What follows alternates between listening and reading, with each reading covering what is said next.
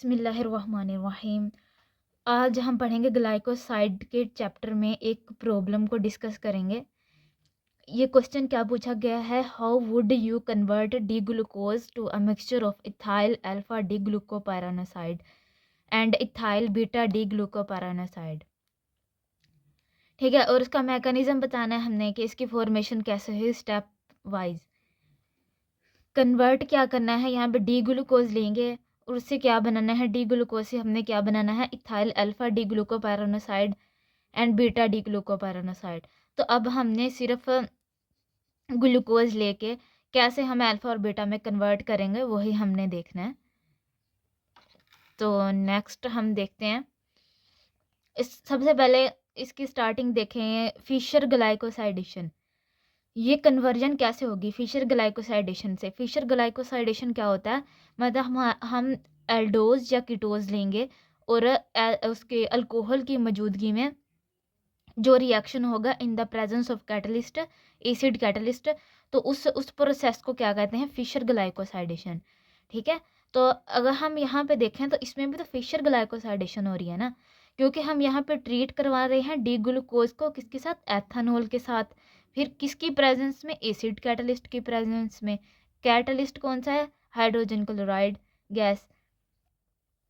तो ग्लूकोज के अंदर क्या होता है, एल्डिहाइड होता है ना, तो हो गया ना एल्डोज। तो अब नेक्स्ट फिशर पर ग्लाइकोसाइडेशन की समझ आ गई। अब नेक्स्ट हम पढ़ते हैं इसका मैकेनिज्म। ठीक है, मैकेनिज्म यहाँ से स्टार्ट हो रहा है। ठीक है, अब फर्स्ट स्टेप, इसके 4 स्टेप में हम कंप्लीट करेंगे। फर्स्ट स्टेप जो होता है वो protonation of the anomeric OH।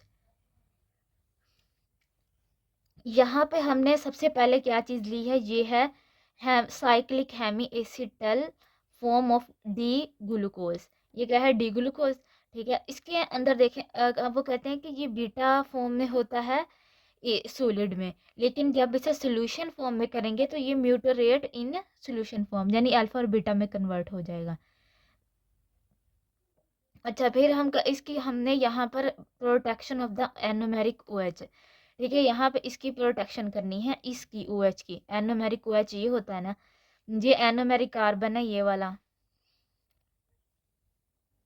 ये एनोमेरिक कार्बन है और इसके साथ क्या लगा हुआ है, OH।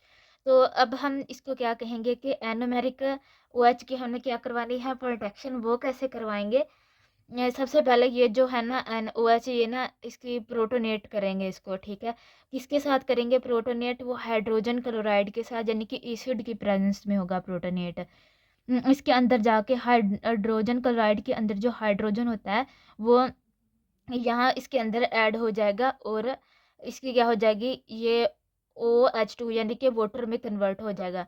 तो यहाँ से फिर नेक्स्ट प्रोसेस, ये फर्स्ट स्टेप हो गया, हमने इसके अंदर OH के साथ ना इसकी प्रोटोनेशन करवा ली। तो यहाँ पे इसकी प्रोटोनेशन होगी। अब नेक्स्ट जो है वो लॉस ऑफ वाटर होगा। जब लॉस ऑफ वाटर होगा, यहाँ से वाटर चला जाएगा और ये जो है ना, इसके इलेक्ट्रॉन्स कम हो गए, तो यहाँ पे ये वाला मतलब कि कार्बन के साथ अगर ये वाला बॉन्ड चला जाएगा तो इस कार्बन के साथ कितने, 1 2 बस ये, और ये थर्ड वाला बॉन्ड ये था, और हाइड्रोजन वाला इधर बॉन्ड होता है ना। तो अब इसके पास कार्बन के पास इलेक्ट्रॉन्स डेफिशिएंसी होगी, तो यहाँ से इसने ऑक्सीजन ने अपने इलेक्ट्रॉन इसको दे दिया और ऑक्सीजन पे आ गया पॉजिटिव चार्ज।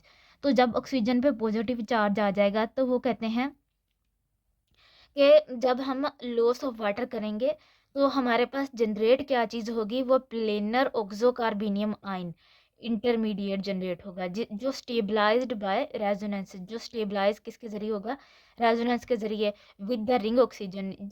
ये जो ऑक्सीजन की रिंग है ना, इसके ज़रिए स्टेबलाइज हो जाता है।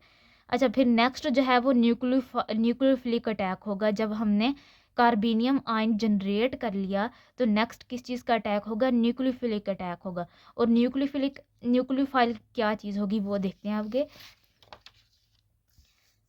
ये देखें, हमारे पास ये क्या चीज़ बन गई, वही ऑक्सो कार्बेनियम आयन इंटरमीडिएट है।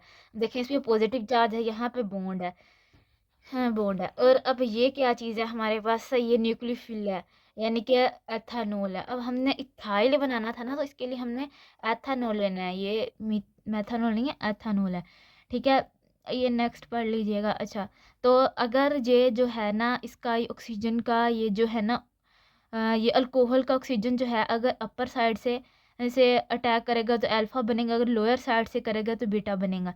यानी कि ये देखें, ये हमारे पास क्या जन ये जब अटैक हुआ ना तो ये ऑक्सीजन जाके इसके साथ अटैच हो गया, और अब हमने क्या करनी है, डी प्रोटेक्शन।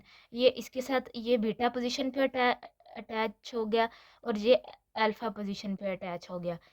हाँ, तो जब ये अल्फा पोजीशन पे अटैच हो गया ना तो अब हमने इसकी क्या करवानी है, डी प्रोटेक्शन।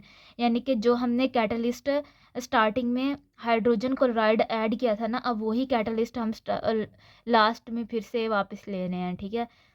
तो अब क्या चीज़ होगी, अब हम इसकी प्रोटेक्शन डी प्रोटेक्शन करवाएंगे, ठीक है। तो यहाँ पर क्या होगा, ये जो ईथर है ना, ये क्या करेगा, लूज करेगा किसको, प्रोटॉन को, जिसकी वजह से ये देखें यहाँ पे ये इसे पॉजिटिव चार्ज था, ये अपने इलेक्ट्रॉन्स को देगा और यहाँ से ये क्लोराइड आएगा और इस हाइड्रोजन को लेके चला जाएगा, ठीक है। तो ये हमारे पास फिर क्या चीज़ फॉर्म होगी, वो कहते हैं न्यूट्रल इथाइल ग्लाइकोसाइड फॉर्म होगा।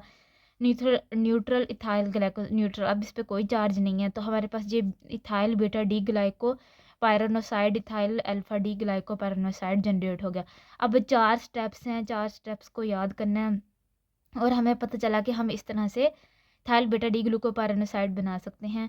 अच्छा, ये रिवर्सिबल होता है, ये रिएक्शन जो रिवर्सिबल होता है और एक्विलिब्रियम इसमें आ जाता है, अटेन होता है, और इसमें कि ये डिपेंड किस पर करता है, सोलवेंट, टेम्परेचर, कैटलिस्ट पर। ओके, अल्लाह हाफिज़।